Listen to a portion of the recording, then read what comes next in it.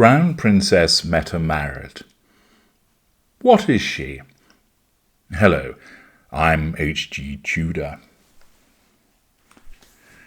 Regular viewers of my channel will be aware that I have analysed the relationship between Princess Martha Louise of Norway and her husband, a situation of an empath, Princess Martha Louise, being ensnared by a narcissist.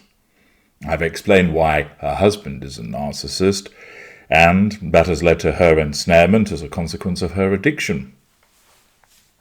I've also explained how often there is one or more individuals in the history of the narcissist who can tell you all about that narcissist behaviour. And furthermore, I explained how Princess Martha Louise's husband has been exposed further by his own mother. But there's more to come out of the Norwegian royal family. As I explained to you in the past, it's understandable that many royal families are resplendent with narcissists. If you think about it, at the very beginning of a relevant royal lineage, somebody had to seize power. Somebody had to exhibit the determination, the single-handed strength of mind, the discipline, the ability to crush the opposition, to unite a tribe and then counties and kingdoms, causing the unification of a country. And invariably, the individuals who are best equipped to do that are narcissists, devoid of a conscience, devoid of guilt or remorse or a sense of shame, driven by the need to assert control over everybody they interact with, reliant upon the receipt of fuel. Narcissists are indeed custom-made to rule. Doesn't necessarily mean that it's going to be a good or fair rule. That's irrelevant. But the individuals that are best placed to get into that position of rulership are invariably narcissists. And thus, they start a particular house or dynasty. And they pass on the genetic predisposition, because there always has to be an heir. And then that heir will invariably find him or herself in a lack of control environment, often removed from their parents and raised elsewhere, which could create a lack of control environment in itself, but a young child that has to be bowed to, indulged, obeyed, which again creates a lack of control environment, in some instances plotted against, subjected to cruel and unusual behaviours, again another lack of control environment. And therefore it's hardly surprising that another narcissist is created, and then another narcissist is created, and that they proliferate amongst the cousins and the uncles and the aunts and so on and so forth. And therefore we've seen them, of course, in the British royal family, and the fact that a narcissist came along. Along came a spider, by way of Harry's wife. And another spider came along and ensnared Princess Martha Louise of Norway. But now our focus turns upon the Crown Princess of Norway, Mette-Marit. She is the wife of Crown Prince Haakon. Haakon is the heir apparent to the throne, which means that should he ascend to the throne after King Harold, Mette-Marit will automatically become Queen Consort of Norway. There are similarities between her and Harry's wife, because in effect they were both commoners that married into the respective royal families.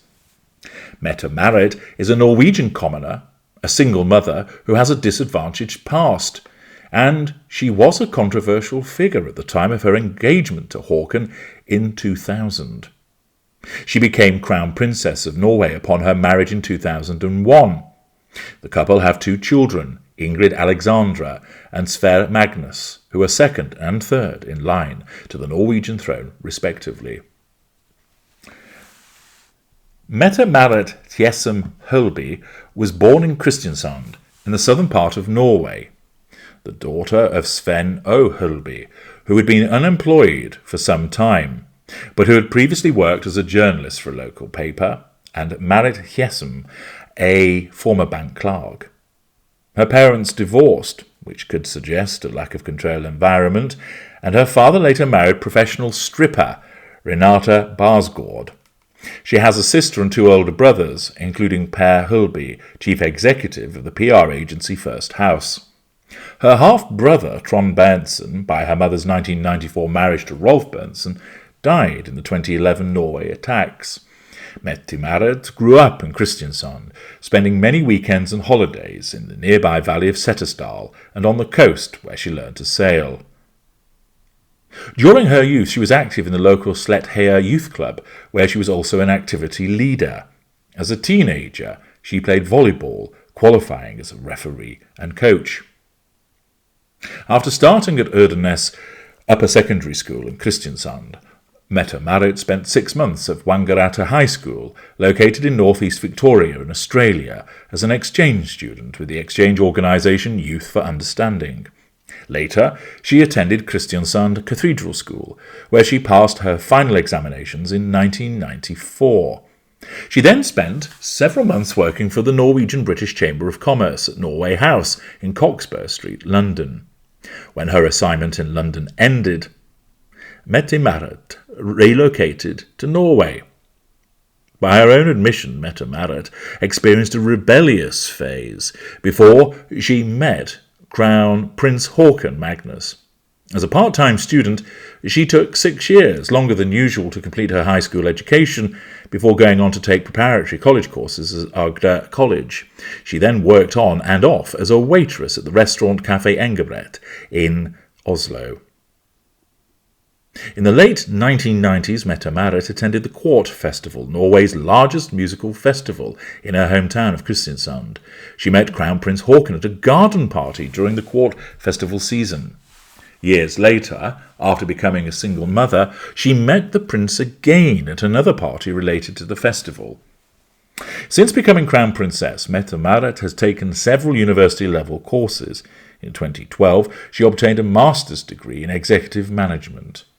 Most of her ancestors were cotters and small farmers. When the engagement between Crown Prince Haakon and Mette-Marit was announced, public and media reaction was negative, with many Norwegians being horrified and feeling that the Crown Prince's choice of partner was questionable. Her lack of education, previous relationships with convicted felons, and her socialisation in a milieu where drugs were readily available were often cited by critics. This may well show a sense of entitlement in taking drugs, lack of accountability for her behaviour. Problematic relationships also perhaps hints at a lack of emotional empathy and an absence of accountability. At the time of their engagement, Mette-Marit was a single mother to a son named Marius Borg Hulby from her relationship with a convicted felon, Morten Borg. Marius Borg Hulby, who holds no title or special role, withdrew from public life in 2017 when he moved to the United States to attend an unspecified college. It would appear that he doesn't have a particularly strong relationship with his mother, which again could be suggestive as to what she might be.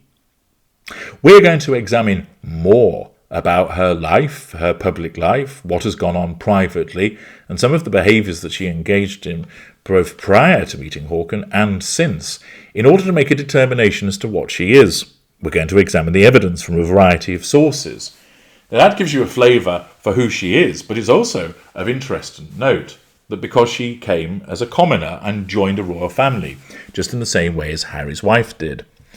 Is she a narcissist like Harry's wife? And if so, has she operated in a different way? Or perhaps she's not. Perhaps she's just narcissistic. Perhaps she's a normal. Or maybe she's even an empath. What we're going to do is examine the evidence to find out what is Crown Princess Mette-Marit.